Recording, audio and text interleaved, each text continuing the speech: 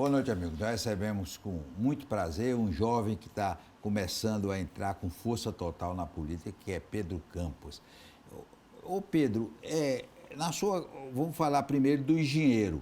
Você se formou em engenheiro e é funcionário concursado da Compesa, né? Exatamente. Começar dando boa noite a todo mundo que está nos assistindo. Boa noite a você, João. Obrigado pela oportunidade da gente estar aqui hoje. Eu sou engenheiro civil, fiz a minha formação na Universidade Federal de Pernambuco e tive a oportunidade de passar no concurso público para trabalhar na Companhia Pernambucana de Saneamento. Então, eu sou um empregado público da Companhia Pernambucana de Saneamento. Que essa raça Campos, tudo é brilhante. Onde entra, é sempre, em primeiro lugar, é uma herança do pai de vocês, Eduardo, que exigia muito nos estudos, né? A gente sempre teve na nossa família uma valorização muito forte da educação, dos estudos, da aplicação, da dedicação, né, em tudo que a gente fazia.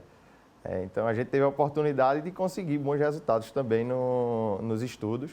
Eu não digo que a gente precisava estar em primeiro lugar, não, mas a gente sempre tentava dar o nosso melhor. Eu acho que eu sempre pautei minha vida enquanto estudante dessa forma, sempre tentando dar o meu melhor, cooperar, ajudar. E eu acho que a gente conseguiu os resultados por conta disso. E na Compesa, você chegou a atuar como engenheiro?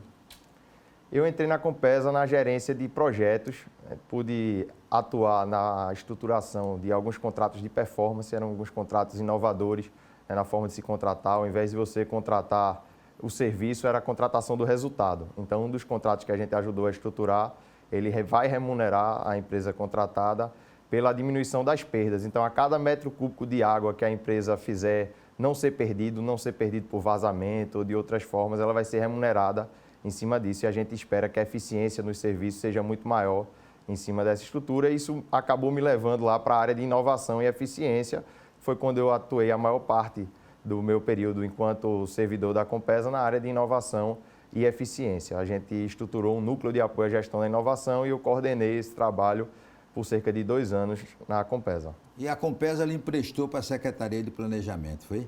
Exatamente. A gente acabou tocando alguns projetos que tinham similaridade com o que estava sendo desenvolvido pela Secretaria de Planejamento e Gestão, algumas parcerias que estavam sendo desenvolvidas, e eu fui solicitado pelo governo do Estado para entrar nos quadros da Secretaria de Planejamento e Gestão, onde eu pude atuar em alguns desses projetos e também auxiliar o governo do Estado no plano de retomada, que é um importante pacote de investimentos que está sendo tocado pelo governo do Estado, cerca de 5 bilhões em investimentos, e a gente pôde estar ajudando desde a fase de escuta da população, das lideranças políticas para a definição desses investimentos, como também no monitoramento de gestão, que a gente sabe que é muito importante, para qualquer coisa que seja feita, você monitorar, gerir bem para que os resultados aconteçam.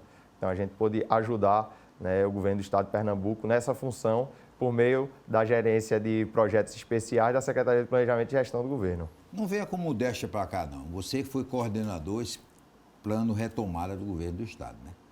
A gente ajudou, existe toda uma equipe, o secretário... Ajudou não, você comandou, né? A equipe lhe ajudou, mas você foi que comandou, né?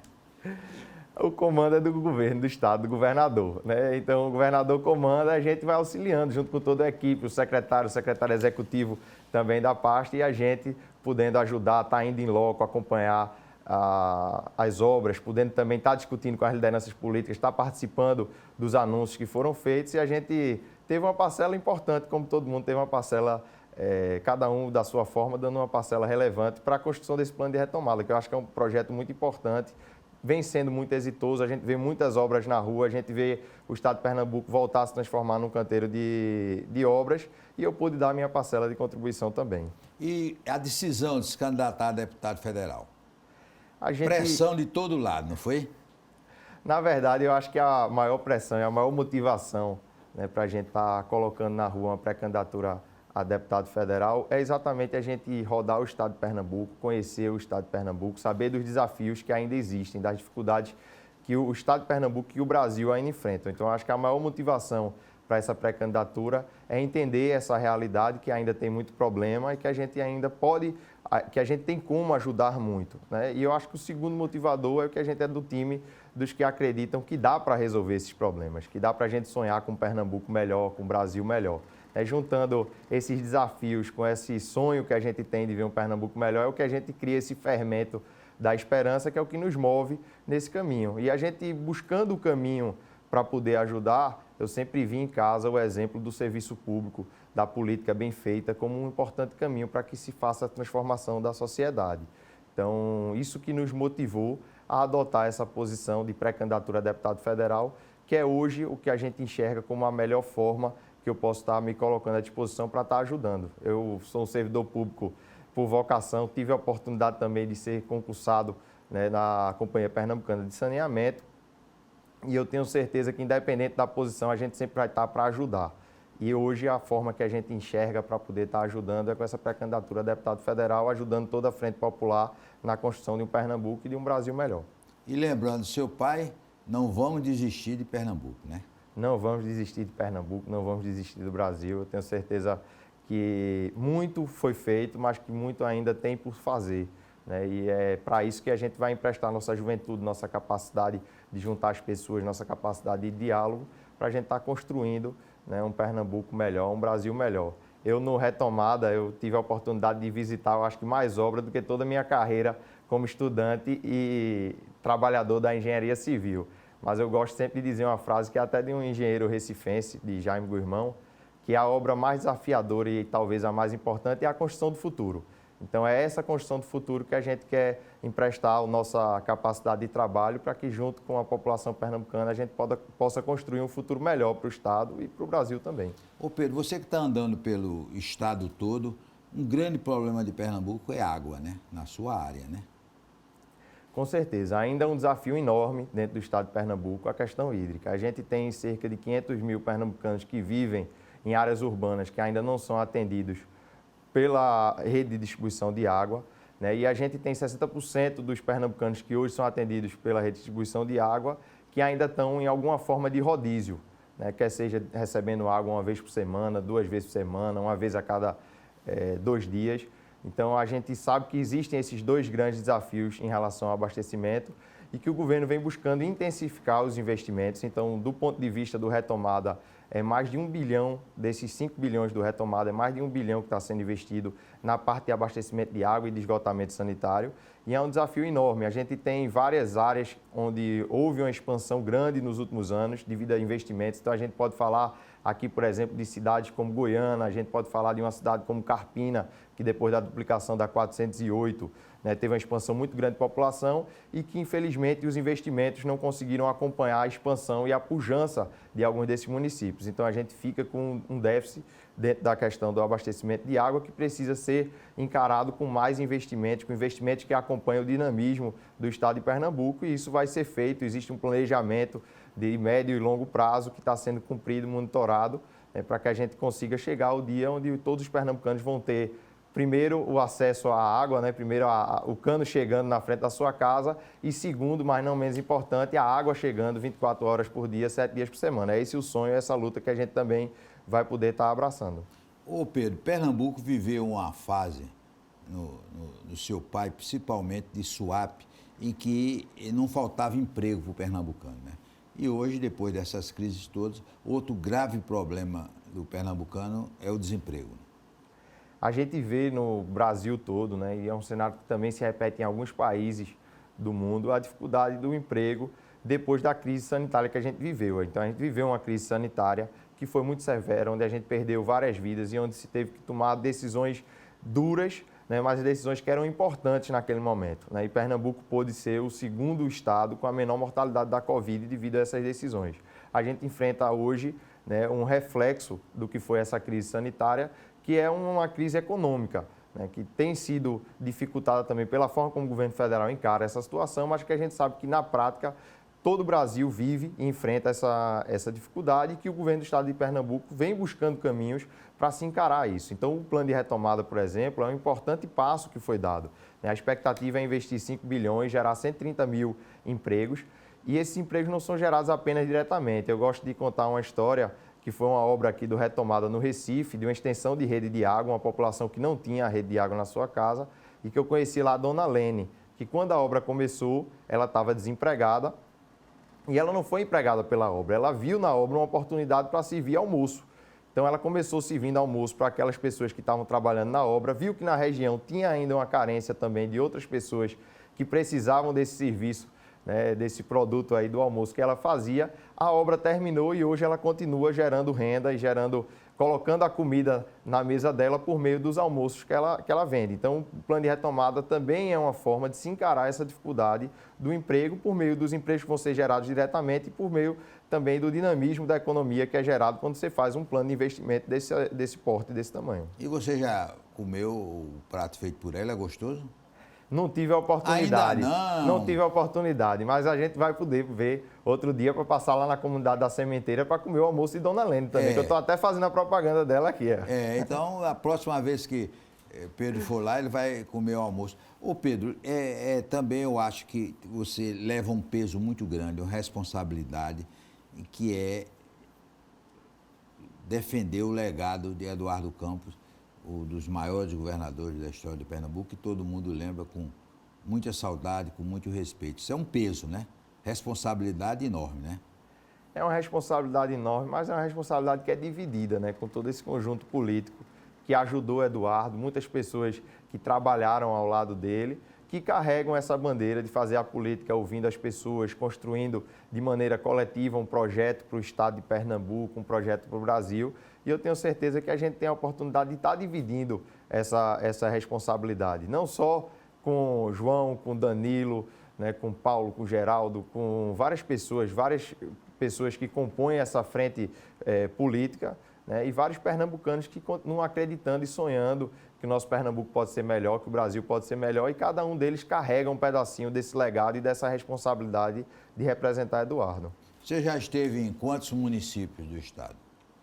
Eu já estive nesse último ano, desde que eu integrei, né, a equipe da Secretaria de Planejamento e Gestão, eu já estive em cerca de 80 municípios no estado de Pernambuco. Tenho a expectativa de conseguir rodar os 184 em Noronha antes do dia 2 de outubro. Né? A gente está rodando, tem rodado muito, talvez consiga chegar nessa marca, mas a gente já rodou mais de 80 municípios no estado de Pernambuco. E você, claro que uma candidatura a deputado federal depende muito também de fazer parceria com candidatos a estadual. Você está fazendo com muitos candidatos estadual, dobradinha? Com certeza. A Frente Popular de Pernambuco, né, e todos os partidos que compõem a frente, tem diversas boas candidaturas de deputado estadual que estão apresentadas. Né? E a gente tem a oportunidade, né, vendo cada contexto regional, de estar atuando com alguns desses deputados estaduais, de estar ajudando, né, na construção desse projeto, que a gente sabe que na vida ninguém faz nada sozinho. Né? E é muito importante, quando a gente vai entrar num processo eleitoral, que as pessoas olhem todos os candidatos que vão estar votando ali. Ter um deputado estadual que seja consciente, que seja alinhado com o que você acredita, com o que você pensa. A mesma coisa deputado federal, senador, porque às vezes a gente acha que só o governador, que só o presidente pode fazer a diferença sozinho, mas que todo mundo governa, né, dentro de um contexto onde você precisa do poder legislativo também, e é importante que cada um veja quais são os deputados estaduais e os deputados federais que estão alinhados ali com o seu pensamento. E eu acho que a gente também vem construindo boas parcerias, porque tem um conjunto bom e amplo de deputados estaduais que a gente pode estar construindo essas parcerias. Depois do intervalo, nós vamos continuar conversando com Pedro Campos, pré-candidato a deputado federal.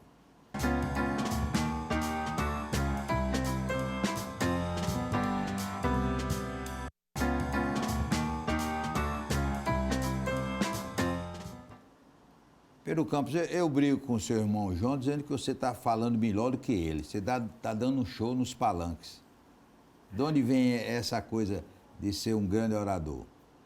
Na verdade, a gente não estava no script, né, como o João gosta de dizer. Em 2014, quando aconteceu aquele acidente com meu pai, a gente teve que viver o luto em família, a fortaleza ali em família, mas também estávamos no meio de um processo eleitoral que a gente sabia que era muito importante para o meu pai, o que estava sendo conduzido ali. E a gente não poderia se fechar e não participar daquele momento, porque eu tenho certeza que se ele tivesse vivo, ele estaria participando. E aí João começou a rodar ali em 2014, fazendo discursos, e um tempo depois eu comecei a rodar também em 2014, fazendo alguns discursos. E eu até brinco dizendo que quando eu comecei, a linha do discurso era exatamente o que João tinha construído, né? Eu só tinha o trabalho de replicar onde João não podia estar. E a gente foi aprendendo muito, ouvindo as pessoas, aprendendo com outros bons oradores que o estado de Pernambuco tem. E eu acredito que seja é realmente algo que a gente tem que estar treinando e se afiando sempre, mas eu acho que João ainda está na frente, ele tem mais estrada, ele ainda está na frente nesse quesito. E você tem uma grande vantagem sobre João, porque João é alvirrubro e você é rubro-negro. Como é que você virou rubro-negro? Você e José viraram rubro-negro, não foi? Exatamente. Foi Ariano Suassuna, não? Também. Foi uma das influências. Alguns amigos do meu pai tinham esse desejo. Ele, na época, né, quando eu ainda estava mais novo, ele começou a estar mais dentro aí do processo como governador e ter um pouco menos de tempo para estar indo a campo. Então, alguns amigos ali viram a oportunidade, né, e começaram a me levar para jogos do esporte.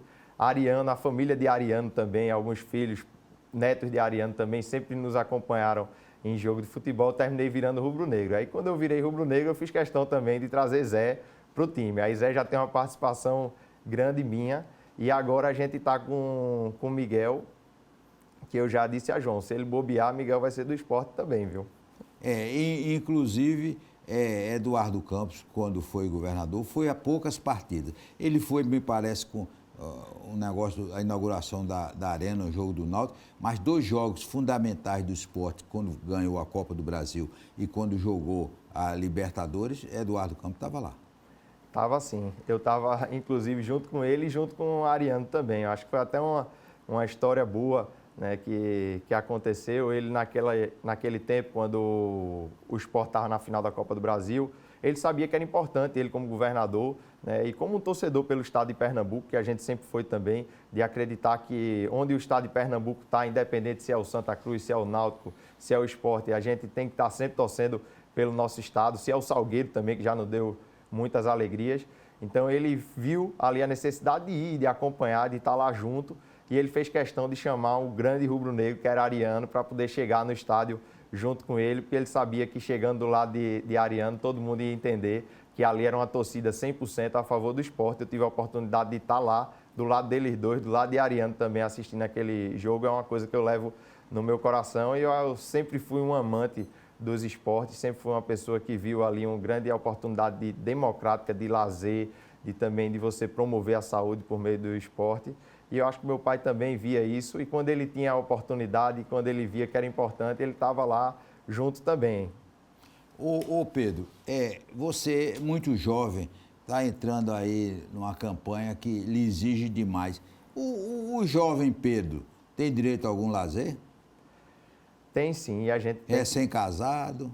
Tem que ter direito sim, e a gente tem que estar lutando para que todos os jovens tenham direito, tenham acesso ao lazer. Eu tenho rodado muito o estado e a gente sempre vê esse desafio do lazer, né? Quer seja no interior, quer seja aqui na capital, e que o jovem sempre tenta dar um jeito de driblar ali. Então eu já tive a oportunidade de ver o pessoal jogando fute-mesa ali no meio da rua, aí o carro vem, tem que tirar a mesa da frente, de jogar futevôlei também numa rede improvisada também no meio da rua. A rede não precisava nem tirar, que o carro passava por baixo quando vinha. E a gente tem que trabalhar para que as políticas públicas consigam dar espaço para esses jovens terem os seus momentos de lazer também, terem o seu momento de diversão. Então hoje eu talvez trabalhe muito mais para garantir que os outros tenham um espaço de lazer, que a gente às vezes já tem um pouco menos, né, pela correria do trabalho, mas é sempre importante, né, o exercício físico, o lazer, sempre é importante tirar um momento para isso, até para você, quando estiver trabalhando, ter uma disposição maior para trabalhar também. Ô Pedro, você eleito, quais são as áreas que você vai priorizar? Educação? A gente está construindo um mandato que é uma construção coletiva, né? A gente tem que estar rodando o estado de Pernambuco, ouvindo as pessoas, tendo a oportunidade de ouvir de cada pernambucano, de cada pernambucana, as suas prioridades, quais são as dificuldades maiores, para a gente poder estar dando o direcionamento daquilo que a gente vai estar defendendo com mais afinco e priorizando. As prioridades nossas têm que ser a prioridade do povo pernambucano. Agora, é lógico que a gente, pela tradição que a gente tem dentro da Frente Popular, a gente vai ter uma defesa forte da democracia, né? A gente vai ter uma defesa forte em relação à questão da educação, porque a gente sabe que a educação e o conhecimento é a maior riqueza de um povo, é como você realmente transforma uma sociedade, é por meio da educação, você capacitando as pessoas, dando a elas a oportunidade de serem o que elas quiserem, e a gente vai estar nessa luta também. E como você falou em outro momento, a geração de emprego e renda é muito importante, é urgente. É um tema que, além de ser uma questão que traz dignidade para as pessoas terem a oportunidade de ter a sua renda, de ter o seu trabalho. Também é um tema muito urgente por tudo que a gente passou em relação à pandemia e à crise econômica que se coloca agora. Então, a gente vai estar, obviamente, defendendo essas bandeiras, mas a construção disso vai ter que ser de forma coletiva, ouvindo as pessoas e vendo as prioridades de cada pessoa, de cada região, para a gente poder estar pautando nosso projeto. Projeto Retomada privilegia a reforma das estradas? O projeto Retomada investe cerca de 2 bilhões em estradas. Muitas são recuperação de estradas, não, a prioridade é recuperar algumas estradas que estavam em condições ruins, mas também tem algumas estradas novas que estão sendo feitas, estradas que eram de barro e que estão sendo feitas do zero, né, dentro desse grande pacote de 2 bilhões. Então, a gente teve a oportunidade de, indo para a Paixão de Cristo, por exemplo, de passar por uma das que está sendo recuperada, que é a 145, que leva até Fazenda Nova. Quem teve a oportunidade de ver o espetáculo da Paixão de Cristo viu que aquela estrada está em obras, está sendo recuperada. E algumas outras tantas que estão sendo feitas. Mas são em todas as regiões do estado, todas as regiões? Em todas as regiões do estado tem obras tanto de recuperação como de implantação de novas estradas. A gente já vê algumas obras sendo concluídas no sertão do Pajeú, né? A gente já teve algumas estradas, a estrada de Sítio dos Nunes, a estrada de Flores também, que já foi concluída. Vê algumas obras começando no Agreste, teve obra concluída também no sertão do Araripe, a de Lagoa do Barro, lá em Araripina. Então, a gente vê diversas estradas por todo o estado. Tem uma obra muito importante que eu acho que é bom citar também, que era muito clamada por toda a região ali da Mata Norte, que é de Goiânia a Itambé, que também ajuda a ligar Pernambuco a Paraíba, que estava numa situação ruim, que está sendo feita já também, já está em obras. Então, um pacote importante que contempla todo o estado e prioriza principalmente aquelas estradas que estavam com a situação pior, né, e que precisam ser recuperadas, e também olha algumas oportunidades de novas estradas dentro do estado de Pernambuco. Olha, um projeto criado por seu pai, que foi um grande sucesso, é o Pacto pela Vida. Mas, na sua opinião, como está a segurança hoje em Pernambuco? A gente teve no ano passado o melhor ano em termos de redução de mortalidade, de criminalidade do Pacto pela Vida. Então, foi a menor taxa de homicídios da série histórica do estado de Pernambuco. Mas a gente sabe que o Pacto pela Vida é algo que precisa estar sendo cuidado sempre. E é uma política pública, é um patrimônio do estado de Pernambuco que tem que estar sendo cuidado sempre. É uma política de monitoramento e gestão. Então, você precisa estar sempre atento ao que está acontecendo, né? E a gente acha que é uma ferramenta importante, que a gente deve aprofundar o uso dessa ferramenta, que é o Pacto pela Vida, para poder garantir que ela continue dando certo, como deu certo por muito tempo. A gente sabe que quando a gente vive um momento de crise econômica, é o momento mais desafiador, né, para quem trata de segurança pública, porque são muitos pais e mães de família que muitas vezes não têm ali a opção de garantir a renda para a sua família. Então, a gente enxergou isso, por exemplo, na crise ali de 2015, foram anos desafiadores, mas que, se mantendo o uso daquela ferramenta, se trabalhando bem o Pacto pela Vida, se conseguiu reverter aquela situação. E eu tenho certeza que a gente sabe bem quais são as ferramentas que precisam ser utilizadas e a gente precisa estar enxergando nesse momento, que é um momento desafiador também devido à crise econômica, os caminhos, como a gente enxergou no ano passado, o melhor ano do Pacto pela Vida, e eu tenho certeza que a gente trabalhando sempre com mais afinco, a gente vai poder ter anos ainda melhores pela frente. E também vai ser uma das suas coisas na Câmara dos Deputados, né? Garantir maior segurança para o brasileiro, né?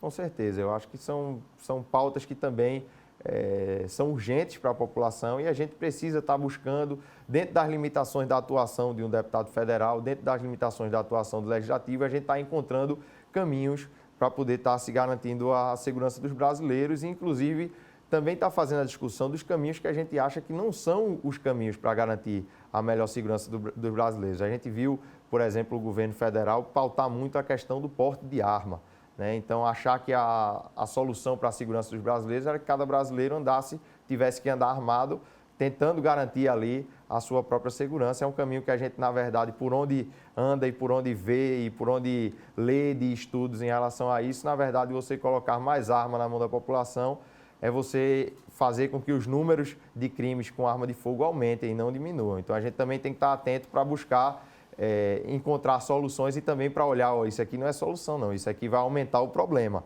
E a gente saber fazer essa discussão dentro das limitações do trabalho do deputado federal. Ô Pedro, para terminar, Diga aqui, diante da Câmara, por que é que o pernambucano deve votar em Pedro Campos para deputado federal? Por quê? A gente está construindo um projeto coletivo, ouvindo as pessoas, rodando todo o estado de Pernambuco, construindo uma pré-candidatura a deputado federal. Eu acho que esse ano é muito importante, porque é um ano eleitoral, mas a gente sempre aprendeu que a política tem que ser feita sempre, esse diálogo e essa discussão tem que ser feita sempre. Agora a população de Pernambuco vai ter a oportunidade de, durante todo esse ano, acompanhar as construções das candidaturas, tanto a governador, a deputado federal, a estadual, ver o trabalho das pessoas, acompanhar hoje em dia pela rede social, também quando tiver a oportunidade de eu estar passando aí pela sua cidade, pelo seu bairro, também de estar nos ouvindo. E a gente tem certeza que construindo juntos um futuro melhor para o estado de Pernambuco, um futuro que represente o que os pernambucanos desejam, o que os brasileiros desejam, a gente vai poder também estar vendo esse trabalho e esse projeto sendo abraçado por mais pessoas, né? E cada um, de acordo com suas crenças, chegue junto, abrace esse projeto, abrace essa caminhada e a gente tem certeza que quando a gente faz a política dessa forma, a gente chega num futuro melhor para o nosso estado e chega num futuro melhor para o nosso Brasil. Vocês já viram, então, que Pedro Campos está preparadíssimo para ser deputado federal e representar muito bem Pernambuco. Agora vamos acertar, quando você for almoçar com sua amiga lá, me leve. A gente vai almoçar lá junto, tá certo? Talvez a comida dele é boa. Você fez um comercial enorme dela, vamos ver se é boa, né? Tá combinado. Então vai ter que botar água aí no feijão para a gente chegar junto lá. Um forte abraço e até amanhã, se Deus quiser.